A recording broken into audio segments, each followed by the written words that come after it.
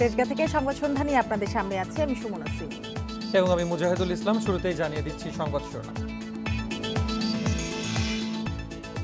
বিএনপির সভাপতি সিরিজ ষড়যন্ত্রের রূপকল্প তৈরির বৈঠক, বললেন ওবায়দুল কাদের। সংবিধান অনুযায়ী গঠন হবে নির্বাচন কমিশন।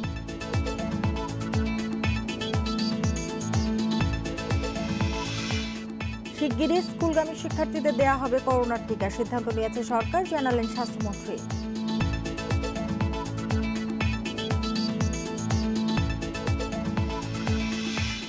একদিনে 1190 করোনা রোগী শনাক্ত, 4 মাসের মধ্যে সর্বনিম্ন। 24 ঘন্টায় আরো 35 জনের প্রাণহানি।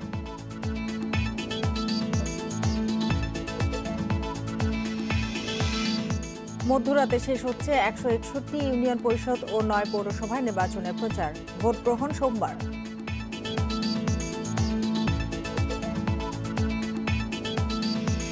এতক্ষণ শিরোনামগুলো জানাচ্ছিলাম, এবার জানাবো পুরো খবর।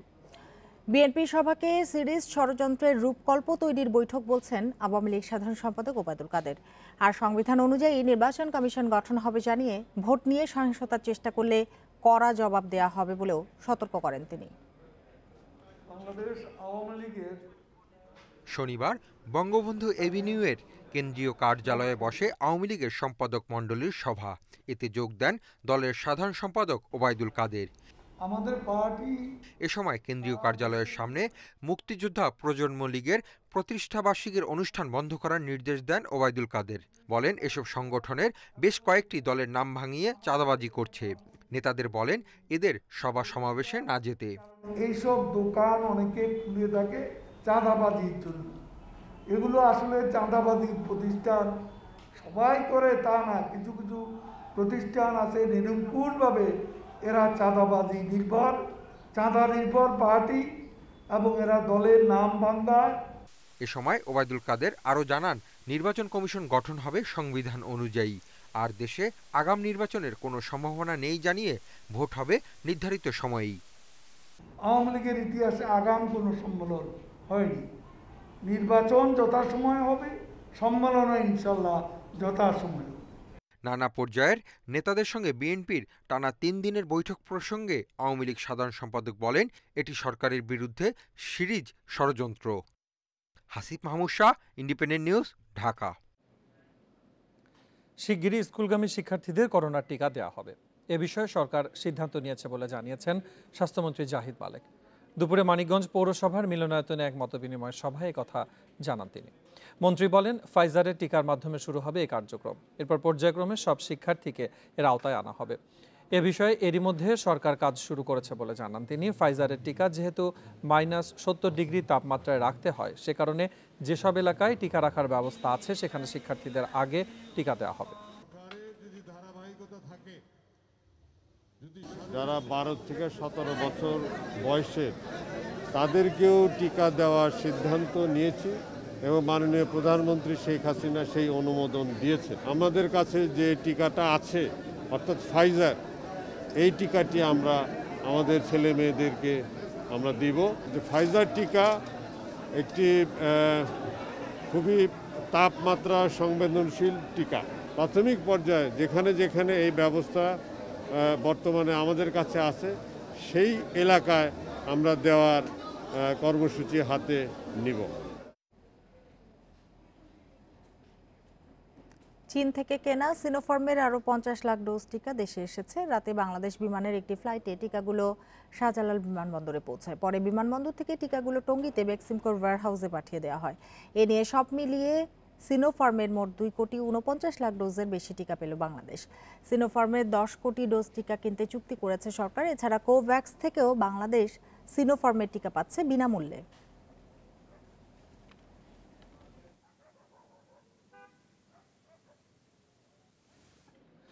4 মাসে একদিনের সর্বনিম্ন করোনা শনাক্তের রেকর্ড গত 24 ঘন্টায়। নতুন করে আক্রান্ত 1190 জন, পরীক্ষা বিবেচনায় শনাক্তের হার 6.05%। আর মৃত্যু হয়েছে আরও 35 জনের। সংক্রমণ প্রাণহানি কমলেও এখনই এই নিয়ে স্বস্তির সুযোগ দেখছেন না বিশেষজ্ঞরা।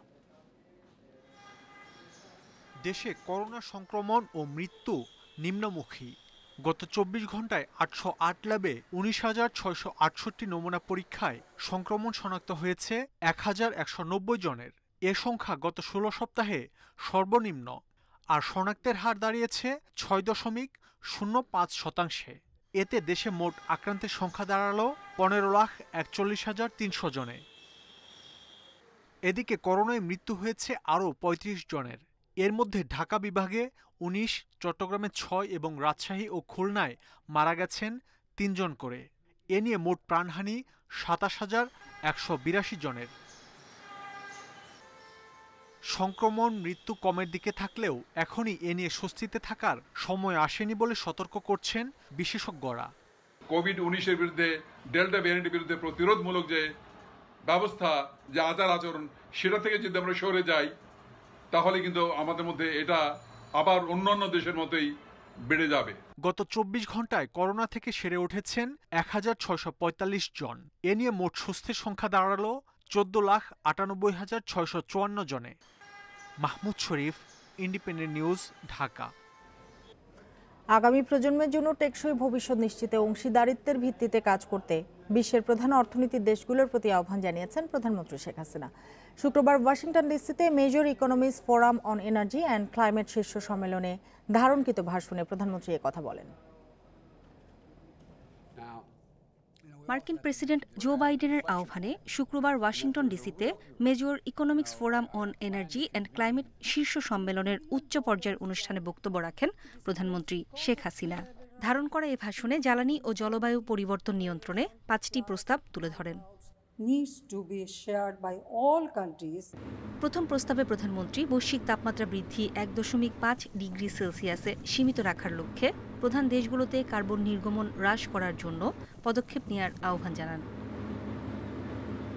পরে প্রধানমন্ত্রী অন্যান্য প্রস্তাবের মধ্যে জলবায়ু তহবিল, উন্নয়নশীল দেশগুলোতে প্রযুক্তি হস্তান্তর, কার্যকরী জ্বালানি সমাধান, নবায়নযোগ্য জ্বালানি ব্যবহার সহ বাস্তুচ্যুত মানুষদের পুনর্বাসনের দায়িত্ব সব দেশকে ভাগ করে নেওয়ার আহ্বান জানান। বিশ্বের বেশি কার্বন নির্গমনকারী দেশগুলোকে তাদের কার্বন নির্গমন হ্রাস করার জন্য দ্রুত পদক্ষেপ নিতে হবে। বৈশ্বিক তাপমাত্রা বৃদ্ধি ১.৫ ডিগ্রি সেলসিয়াসের মধ্যে রাখার লক্ষ্যে কাজ করতে হবে শিল্পোন্নত দেশগুলোকে। জলবায়ু তহবিলের জন্য উন্নত দেশগুলোর বার্ষিক $১০০ বিলিয়ন অঙ্গীকার পূরণ করা জরুরি। অনুষ্ঠানে প্রধানমন্ত্রী জলবায়ু পরিবর্তন অভিযোজন ও প্রশমন প্রচেষ্টায় সরকার অগ্রণী ভূমিকা পালন করছে বলে উল্লেখ করে বলেন, বাংলাদেশ বিশ্বের সর্বাধিক বিস্তৃত অভ্যন্তরীণ সৌরশক্তি কর্মসূচি গ্রহণ করেছে। এ সময় প্রধানমন্ত্রী মিয়ানমার থেকে বাস্তুচ্যুত ১১ লাখ রোহিঙ্গার কারণে বাংলাদেশ গুরুতর ক্ষতির সম্মুখীন হচ্ছে বলে জানান। বাংলাদেশ সবচেয়ে বেশি জলবায়ু পরিবর্তনের ঝুঁকিপূর্ণ দেশগুলোর মধ্যে অন্যতম। সমুদ্রপৃষ্ঠের উচ্চতা বৃদ্ধি, লবণাক্ততা বৃদ্ধি, নদী ভাঙন, বন্যা ও খরার প্রভাব ছাড়াও ১১ লাখ রোহিঙ্গা জোরপূর্বক মিয়ানমার থেকে বাস্তুচ্যুত হওয়ার কারণে বাংলাদেশ গুরুতর জলবায়ু প্রভাবের সম্মুখীন হচ্ছে। জলবায়ু ঝুঁকি ফোরাম CVF এবং V20-র সভাপতি হিসেবে প্রধানমন্ত্রী বলেন, বাংলাদেশের মূল লক্ষ্য হচ্ছে জলবায়ু ঝুঁকিপূর্ণ দেশগুলোর স্বার্থ তুলে ধরা। নূরে জান্নাত, ইন্ডিপেন্ডেন্ট নিউজ। দেশের বিভিন্ন খাতে বিনিয়োগ আকর্ষণে ৮ দিনের রাষ্ট্রীয় সফরে সৌদি আরব গেছেন প্রধানমন্ত্রী বেসরকারি শিল্প ও বিনিয়োগ উপদেষ্টা সালমান এফ রহমান। শুক্রবার রাতে তিনি সৌদি আরবের উদ্দেশ্যে রওনা দেন। বাংলাদেশের জন্য বিনিয়োগ আনতে এবং বিভিন্ন প্রকল্পের অগ্রগতি নিয়ে কথা বলতে সৌদি আরব সফরে গেছেন প্রধানমন্ত্রীর বেসরকারি খাত বিষয়ক উপদেষ্টা সালমান এফ রহমান। ২০১৯ সালে সে দেশের বাণিজ্য মন্ত্রী ও বিনিয়োগ মন্ত্রী বাংলাদেশ সফরে আসেন। তখন তাদের সঙ্গে বাংলাদেশের কয়েকটি চুক্তি হয়েছে এবং কয়েকটি প্রকল্প নিয়ে কথাবার্তা চলছিল, কিন্তু করোনার কারণে এতদিন সেই চুক্তি ও প্রকল্পের তেমন অগ্রগতি হয়নি। সেই সব চুক্তি নিয়ে আলোচনা হবে সফরে। আমি অনেকদিন থেকে চাচ্ছিলাম যে ওই সময় যে সিদ্ধান্ত হয়েছিল যে আমরা যাব ফলো আপ করার জন্য, সেটাইকে আমরা এখন সেই ফলো আপ সফর। এটা এর বাইরেও তিনি জ্বালানি সহ বেশ কয়েকটি খাতে বিনিয়োগের আহ্বান জানাবেন সৌদি সরকারকে। ঢাকা থেকে পায়রা বন্দর পর্যন্ত রেললাইন এবং কক্সবাজারের বিভিন্ন উন্নয়ন প্রকল্পে বিনিয়োগের বিষয়ে কথা বলবেন বলে জানিয়েছেন সালমান এফ রহমান। ওনারা এখানে বিনিয়োগ করবেন, জ্বালানি খাতে ছিল, তারপর আমাদের পাওয়ারে সেক্টরে ছিল, ইন্ডাস্ট্রিয়াল ছিল, তারা এখানে ট্রান্সফরমার্স তারা তৈরি করতে চেয়েছিল, এভাবে এ ধরনের অনেকগুলি প্রকল্প আছে, এগুলি সব নিয়ে ফলো আপ আমরা করব। 2018 সালের প্রধানমন্ত্রী শেখ হাসিনা সেই দেশের বাদশাহ ও যুবরাজের সঙ্গে আলোচনায় বসেছিলেন। সেই সময় তারা বাংলাদেশে বিনিয়োগের বিষয়ে আগ্রহ প্রকাশ করেন। সেই বিষয় নিয়েও আলোচনা হবে সফরে। ঢাকা থেকে পায়রা বন্দর পর্যন্ত রেল লিঙ্ক, সেটা সৌদি ডেভেলপমেন্ট ফান্ড যেটা আছে তারা সেটা ফাইন্যান্স করবে কিনা, সেটা একটা। মাননীয় প্রধানমন্ত্রী চান কক্সবাজারকে উন্নয়ন করাটা, কনফারেন্স সেন্টার, হোটেল, তো এগুলি সব কিছু নিয়ে কক্সবাজার ডেভেলপমেন্ট নিয়েও আমরা চেষ্টা করব। 8 দিনের সফরে সৌদি আরবের বাণিজ্য মন্ত্রী, যোগাযোগ মন্ত্রী সহ ব্যবসায়ী নেতাদের সাথে বৈঠক করবেন প্রধানমন্ত্রীর এই উপদেষ্টা। Mohammad Omar Faruk, independent news, Dhaka. আজ মধ্যরাতে শেষ হচ্ছে প্রথম ধাপে স্থগিত 161টি ইউনিয়ন পরিষদ, 9টি পৌরসভা, স্থানীয় সরকার পরিষদের কয়েকটি উপনির্বাচনের প্রচার। সোমবার অনুষ্ঠিত হবে এসব নির্বাচনের ভোট গ্রহণ। শেষ মুহূর্তে প্রচারে ব্যস্ত 6 জেলা 63 উপজেলার 161টি ইউপি নির্বাচনে অংশগ্রহণকারীরা। এদিকে এরই মধ্যে নির্বাচনী এলাকায় পরিস্থিতি স্বাভাবিক রাখতে মাঠে নেমেছেন আইনশৃঙ্খলা রক্ষাকারী বাহিনীর সদস্যরা। আগামীকাল প্রতিটি কেন্দ্রে পৌঁছে দেওয়া হবে নির্বাচনী সরঞ্জাম। ভোট কেন্দ্রে স্বাস্থ্য সুরক্ষা সামগ্রী সহ স্বাস্থ্যবিধি মানার বিষয়টি নিশ্চিত করতে প্রিজাইডিং অফিসারদের নির্দেশনা দিয়েছে নির্বাচন কমিশন। ভোটের দিন নির্বাচনী এলাকায় সাধারণ ছুটি না থাকলেও নির্বাচন সংশ্লিষ্ট প্রতিষ্ঠান ও কর্মকর্তা কর্মচারীগণ সাধারণ ছুটির আওতায় থাকবেন।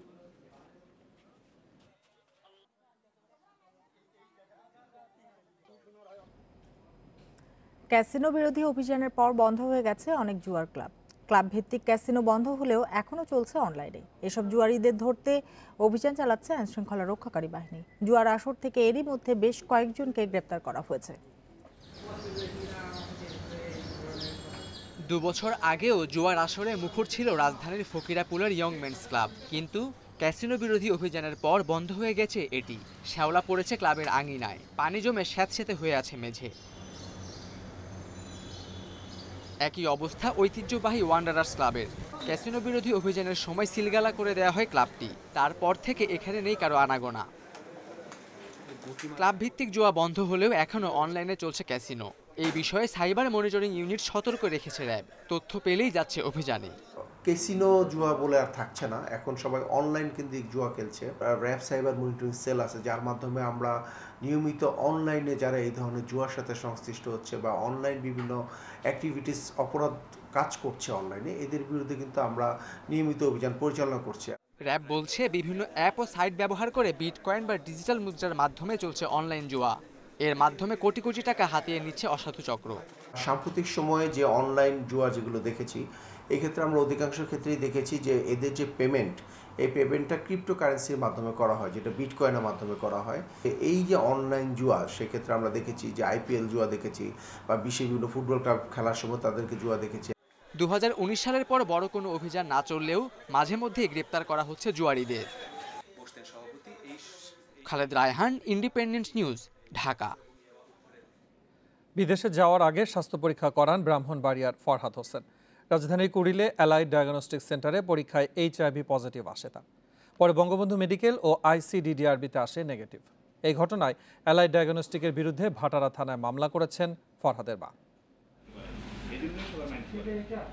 প্রগতি সরণির অ্যালাইড ডায়াগনস্টিক সৌদি আরব যেতে এখানে স্বাস্থ্য পরীক্ষা করান ফরহাদ। পরীক্ষায় HIV পজিটিভ আসে তার। আনফিট হওয়ায় সৌদি আরব যেতে পারেননি তিনি। বিষয়টি মানতে পারেননি ফরহাদ। আবার পরীক্ষা করান বঙ্গবন্ধু শেখ মুজিব মেডিকেল বিশ্ববিদ্যালয় ও ICDDRBতে। এবার 2 পরীক্ষাতেই HIV নেগেটিভ আসে তার।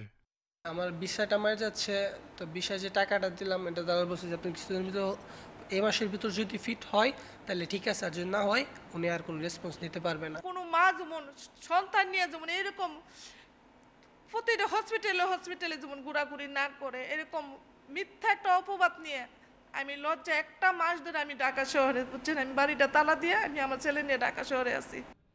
ভুল রিপোর্ট দেওয়ার অভিযোগে ভাটারা থানায় অ্যালাইড ডায়াগনস্টিকের বিরুদ্ধে মামলা হয়েছে, কিন্তু দায় স্বীকার করেননি প্রতিষ্ঠানটির কর্মকর্তা। উল্টো সাক্ষাৎকার দেওয়ার সময় ইন্ডিপেন্ডেন্ট টেলিভিশনের প্রতিবেদকের ছবি তোলেন এবং বক্তব্য রেকর্ড করে রাখেন।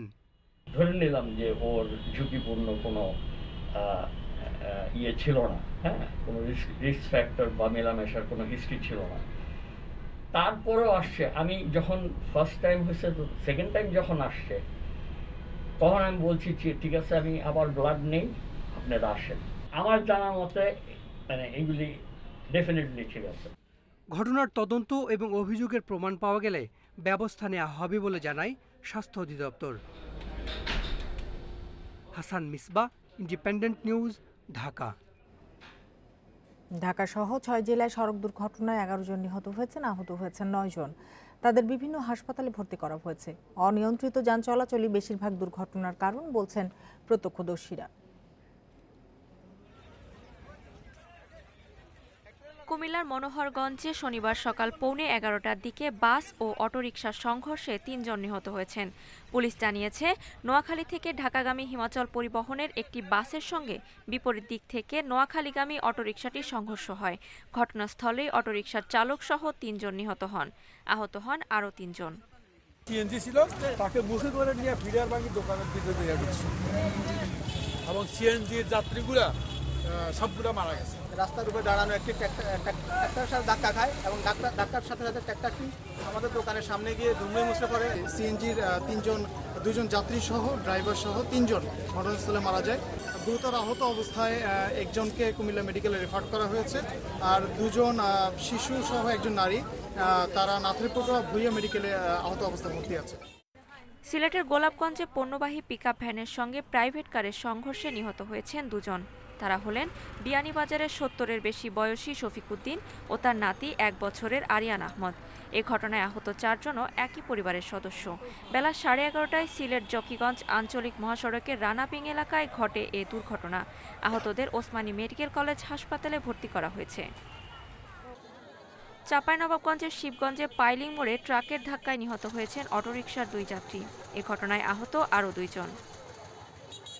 এদিকে গাজীপুরের শ্রীপুরে ঢাকা ময়মনসিংহ মহাসড়কের আশপাড়া মোড়ে ট্রাকের চাপায় এক মোটরসাইকেল আরোহীর মৃত্যু হয়েছে। অন্যদিকে গোপালগঞ্জের কাশিয়ানীতে নসিমন ও মোটরসাইকেল মুখোমুখি সংঘর্ষে মোটরসাইকেল চালক নিহত হয়েছে। এছাড়া রাজধানীর পল্টনের 0 পয়েন্টে ভ্যান উল্টে চালক জয়নাল আবেদিন এবং কারওয়ান বাজারে ট্রাকের ধাক্কায় এক রিকশা চালক নিহত হয়েছেন। শাকিলা করিম, ইন্ডিপেন্ডেন্ট নিউজ।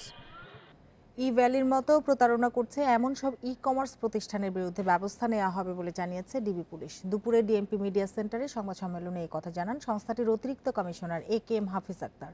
তিনি বলেন, ই-ভ্যালি সহ বিভিন্ন ই-কমার্স প্রতিষ্ঠান খুলে যারা অনলাইনে প্রতারণার মাধ্যমে অর্থ হাতিয়ে নিচ্ছে তাদের প্রতি গোয়েন্দা নজরদারি বাড়ানো হচ্ছে। এছাড়া রাজশাহীতে চাকরির প্রলোভন দেখিয়ে অর্থ হাতিয়ে নেওয়া চক্রের 3 সদস্যকে গ্রেপ্তার করেছে ডিবি। শুক্রবার কল্যাণপুর থেকে তাদের গ্রেপ্তার করা হয়। চক্রটি সামাজিক যোগাযোগ মাধ্যমে চাকরির বিজ্ঞপ্তি, শুল্ক গোয়েন্দার পরিচয় ও বিদেশ থেকে গিফট পাঠানোর কথা বলেও অর্থ আদায় করত তারা। বিভিন্ন ব্যক্তির কাছ থেকে গত 6 মাসে কয়েক কোটি টাকা হাতিয়ে নেয় চক্রের সদস্যরা। প্রতিদিন চক্রটি ব্যাংকে 10 থেকে 15 লাখ টাকা লেনদেন করত। এই ধরনের প্রতারণা যদি বেশি বেশি ধরা পড়ে তাহলে হয়তো এই প্রতারণাগুলি যে একদম খোলা মাঠে কাজ করে যাবে সেগুলি কমে যাবে। বলে গেলে একটি সুন্দর একটা প্ল্যাটফর্ম ফিরে আসবে। কারণ আমরা চাই ডিজিটাল প্ল্যাটফর্ম ই-কমার্স এটি আরও দেশের মধ্যে এটি প্রসারিত হোক এবং এটা সুফলও পাচ্ছে অনেক। কিন্তু যারা এই প্রতারণাগুলো করছে তাদের বিরুদ্ধে কঠোর আইনগত ব্যবস্থা নেওয়া হবে, সেই কাজগুলি করে যাচ্ছে। ই-ভ্যালি থেকে টাকা ফেরত পাওয়ার কোনো সুযোগ আপাতত দেখছেন না আইনজীবীরা। বাণিজ্য মন্ত্রণালয় দিচ্ছে ভোক্তা অধিকারে মামলা করার পরামর্শ। এদিকে প্রতিষ্ঠানটির দেনা 1000 কোটি টাকায় কিভাবে দাঁড়ালো তা খতিয়ে দেখছে পুলিশ। গুলশান থানার প্রতারণা ও অর্থ আত্মসাতের মামলায় রিমান্ডে ই-ভ্যালির সিইও মোহাম্মদ রাসেল ও তার স্ত্রী শামিমা নাসরিন। জিজ্ঞাসাবাদে তাদের বিরুদ্ধে আনা অভিযোগ সম্পর্কে জানতে চাওয়া হয়েছে। একই সঙ্গে এতে কার কতটুকু দায় খতিয়ে দেখা হচ্ছে। ই-ভ্যালির দেনা কিভাবে 1000 কোটি টাকায় দাঁড়ালো তাও দেখবে পুলিশ। অ্যাকাউন্টে কত টাকা আছে, কোথায় কি টাকা আছে, কিভাবে টাকাটা তাদের কাছে এসেছে, এগুলো বিষয় নিয়ে তদন্ত চলছে। অভিযোগ তো আসলে যে কেউ অভিযোগ করলে আমরা অভিযোগ নিচ্ছি। এদিকে রাসেল শামিমাকে গ্রেপ্তারের পর থেকে আলোচনায় গ্রাহকদের টাকা ফেরতের বিষয়টি। তবে টাকা ফেরতের কোনো সুযোগ দেখছেন না আইনজীবীরা। বলছেন শাস্তি নিশ্চিতে আইনি লড়াইয়ে যেতে। গ্রাহকদের টাকা ফেরত পাওয়াটা ইজ ভার্চুয়ালি ইম্পসিবল। কেন আমি এখানে বলি, এখানে টাকা ফেরত পাওয়ার সম্ভাবনা খুবই কম, কারণ আমরা যেটা দেখেছি যে তাদের দেনা হলো 1000 কোটি টাকা আর তাদের ব্যাংকে আছে মাত্র 30 লক্ষ টাকা। এই বাদবাকি টাকা এখন কোথায় গেল? তবে ইভেলির প্রতারণায় নিজেদের কোনো দায় দেখছে না ইক্যাব, উল্টো গ্রাহকদেরই সচেতন হতে বলছে তারা। কিভাবে ই কমার্স কোম্পানিগুলো পরিচালিত হবে সেটা বাণিজ্য মন্ত্রণালয় থেকে অলরেডি এটা পাবলিক, সেটার আওতায় ব্যবসা পরিচালিত হবে। সেই ক্ষেত্রে যদি কোনো ব্যর্থ ঘটে এটা সরকার দেখবে, সরকারের বিভিন্ন সংস্থা দেখবে। অ্যাসোসিয়েশনের তো কোনো এই টাইপের কোনো এক্সিকিউটিভ পাওয়ার নেই এগুলো দেখার জন্য। বাণিজ্য মন্ত্রণালয় বলছে টাকা ফেরাতে মামলা করতে হবে ভোক্তা অধিকারে। এ নিয়ে মন্ত্রণালয়ে কোনো আলোচনা হয়নি।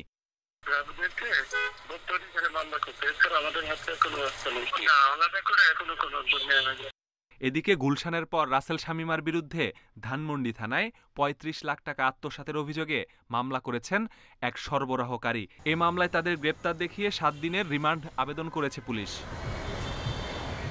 Masudur Rahman, independent news, Dhaka. শিশু খাদ্য গুঁড়ো দুধের দাম 2 মাসে কেজিতে বেড়েছে 200 টাকার বেশি। অভিভাবকদের অভিযোগ, করোনার মধ্যেও বাড়তি মুনাফা করেছেন ব্যবসায়ীরা। তবে বিপণন প্রতিষ্ঠানগুলো আন্তর্জাতিক বাজারে দাম বাড়াকে অজুহাত দেখাচ্ছেন। এ পরিস্থিতিতে বাজারে তদারকি বাড়ানোর আশ্বাস দিয়েছে ভোক্তা অধিকার সংরক্ষণ অধিদপ্তর। ইব্রাহিম ঐশী দম্পতির একমাত্র সন্তান আয়ান। 1 কৌটা ডিলাক গুঁড়ো দুধে 3 থেকে 4 দিন যায় 11 মাসের এ শিশুর। 1 মাস আগে 1 কৌটা ডিলাক দুধ 520 টাকা কেনা গেলেও এখন তা 580 টাকা, যার প্রভাব পড়েছে মাসিক খরচে। সর্বমূল্যে সবকিছু লাগলে অন্য সবকিছু স্যাক্রিফাইস করে বাচ্চার দুধটা নিশ্চিত করবে, কিন্তু এরকম অস্বাভাবিক মাত্রায় যদি বাড়ানো হয় এটা কিন্তু বাচ্চা এবং যে পরিবার সবার প্রতি হচ্ছে এটা এক প্রকার অবিচার বলবো। শুধু ডিলাক নয়, ল্যাক্টোজেন, বায়োমিল, ন্যান3, ডানো, নিডো সহ বেশিরভাগ দুধের দাম বাড়তি। নবজাতক ও শিশু খাদ্যের বেশিরভাগই আমদানি নির্ভর, যার সিংহভাগই সরবরাহ করে নেসলে। তাদের দাবি, বিশ্ববাজারে দাম বেড়ে যাওয়ায় দেশেও বেড়েছে। আন্তর্জাতিক বাজারে যখন গুঁড়ো দুধের দাম বেড়ে যায় তার প্রভাব আমাদের দেশে পড়ে। সে কারণেই এখন বাজারে মূল্যবৃদ্ধি দেখা যাচ্ছে। বাজারে প্রায় 20-21% মূল্যবৃদ্ধি হয়েছে, কিন্তু আমরা তার মধ্য থেকে মাত্র 7-8% দাম বাড়িয়েছি। যতটুকু সম্ভব আমরা অবজার্ভ করার চেষ্টা করেছি। শিশু খাদ্যের বাজারে কারসাজি রোধে নজরদারি বাড়াবে ভোক্তা অধিকার সংরক্ষণ অধিদপ্তর। দেশীয় যে গুঁড়া দুধগুলো তৈরি হয় বা শিশু খাদ্য যেগুলো আছে এরা কিন্তু নিজেরাই মানে এমআরপি দিয়ে দেয়। তো এইগুলো নিয়ে কিন্তু আমাদের আসলে মানে ওইরকম সমস্যা হয় না, কারণ কি যে এমআরপি দেখে তারা এমআরপির বেশি কোনো খুচরা বিক্রেতা কিন্তু বিক্রি করতে পারে না, তো এবং ওটা নিয়ে সমস্যা নেই। কিন্তু মূলত যেগুলো ইম্পোর্টেড ওইগুলোতে আপনার দেখা যাচ্ছে অনেক ইম্পোর্টেড ইয়েটা দেয় না, সিলটা দেয় না, এমআরপিটা দেয় না, যার কারণে এটা বাজারে আসতে পারে। বাণিজ্য মন্ত্রণালয়ের তথ্য মতে দেশে প্রতি মাসে গুঁড়ো দুধ সহ শিশু খাদ্যের চাহিদা প্রায় 1200 ton. Shahid Ahmed, independent news, Dhaka. বিশ্বকাপ দলের সদস্যদের মধ্যে কাদের নিয়ে সবচেয়ে বেশি আলোচনা? বেশিরভাগের কণ্ঠে আসবে ওপেনারদের নাম। তামিম না থাকায় দলের দায়িত্ব পড়েছে নাইম লিটনের ওপরে। সবশেষ 2 সিরিজের ব্যর্থতা শঙ্কা যাচ্ছে। তামিমের ওপেনিং সঙ্গী শামসুর রহমান শুভ অবশ্য দারুণ আশাবাদী। চাপমুক্ত থাকার টোটকা দিয়েছেন তরুণদের। অধিনায়ক মাহমুদুল্লাহর বুদ্ধিমত্তার উপরেও আস্থা রাখছেন এই ওপেনার। তামিম যখন পাশে ছিলেন লিটন নাইমরা নির্ভার থেকে এমন করেই হাসতে পারতেন। সাফল্য ব্যর্থতার দায়ভার যে বেশি যেত তামিমের উপর। বিশ্ব আসরে এই 2 ওপেনারের উপর সব দায়িত্ব। দল নিয়ে বিচার বিশ্লেষণে সব আলোচনার সমালোচনার শঙ্কা নাইম লিটনকে নিয়ে। সে চাপ সামলাতে নিজের উপর বিশ্বাস রাখা যেমন জরুরি, তেমনই দরকার দলের বাইরের আলোচনাতে কান না দেয়া। ওয়ার্ল্ড কাপের মতন স্টেজে আপনি মেন্টালি যত বেশি স্ট্রং থাকবেন, আপনি সোশ্যাল মিডিয়া যত অ্যাভয়েড করবেন, আমার মনে হয় আপনার জন্য অনেকটা ইজি হবে। আপনি যত বেশি সোশ্যাল মিডিয়া আপনি ফলো করবেন বা যত বেশি আপনি চিন্তা করতে থাকবেন যে আমি কি পারবো কি পারবো না, আসলে কনফিউশন রাখা যাবে না। একদম পরিষ্কার মাইন্ড নিয়ে খেলা উচিত। দেশের হয়ে 25 আন্তর্জাতিক ম্যাচ খেলা শুভর চোখে এটাই বিশ্বকাপের সেরা দল।